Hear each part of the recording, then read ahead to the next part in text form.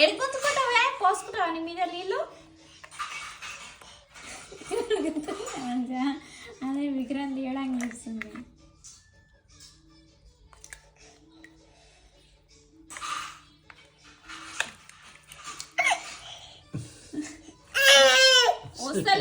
వస్తలేదా నిమజ్జనం చేసినాం నాన్న, మళ్ళీ రాదు.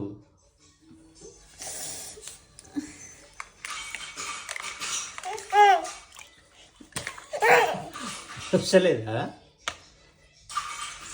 చల్లుకోలేదని చల్లుతున్నావు మమ్మీ. దేవుడు నీళ్ళు చల్లుకోలేదని కొంచెం చల్లుకోవాలి.